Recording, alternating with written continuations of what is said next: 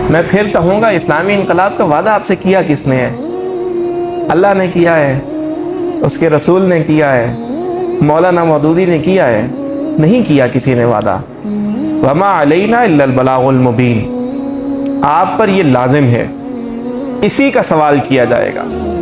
انقلاب نہیں آئے گا تو کیا کریں گے؟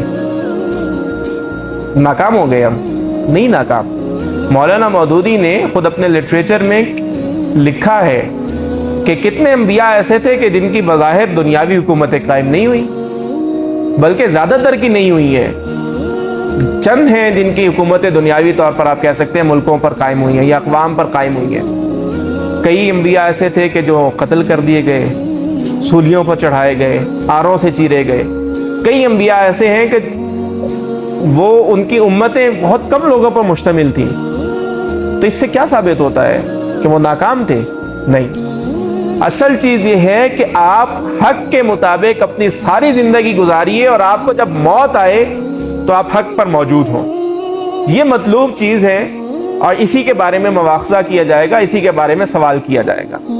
اس کا رزلٹ کیا نکلتا ہے، نتیجہ کیا نکلتا ہے، کب نکلتا ہے، اس کا وعدہ آپ سے نہ اللہ نے کیا ہے نہ ہی یہ ریکوائر ہے۔ ہو سکتا ہے کل کو آ جائے۔ اللہ کے دربار میں کوئی پابندی ہے؟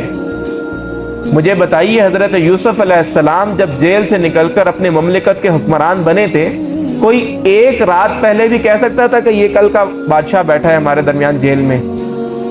تو اللہ کے دربار میں فیصلے ہونے میں کوئی جلدی نہیں ہوتی، اور نہ ہی اللہ کسی کا پابند ہے کہ اس کی خواہش تھی تو اس کو حکمرانی ملنی چاہیے۔ نہیں، یہ اللہ کے اذن ہیں، اللہ کے فیصلے ہیں۔ آپ سے مطلوب یہ ہے کہ آپ درست راستے پر درست طرز عمل اپناتے ہوئے اپنی ساری زندگی اس پر خرچ کر دیجئے۔ وہ ایک نبی کا تو مفسرین بیان کرتے ہیں کہ محض اس لیے قتل ہو گیا کہ بادشاہ کی محبوبہ نے کہا تھا کہ مجھے اس کا سر چاہیے، تو وقت کے نبی کو قتل کر دیا گیا ایک فحشہ عورت کے کہنے پر۔ تو آپ اس سے کیا رزلٹ نکالیں گے؟ تو دیکھیے، کامیابی اور ناکامی آپ سے مطلوب ہی نہیں ہے، تو جو چیز آپ سے کنسرن ہی نہیں ہے اس کے بارے میں پریشانی کس چیز کی ہے؟ سمپل۔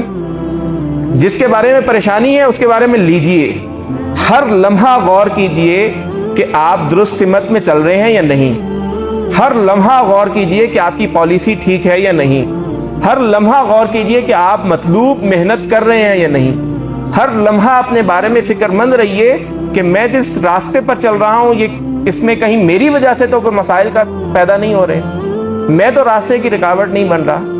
آپ یہی کیجئے، اس سے آگے رزلٹ کیا نکلتا ہے وہ مطلوب نہیں ہے آپ سے۔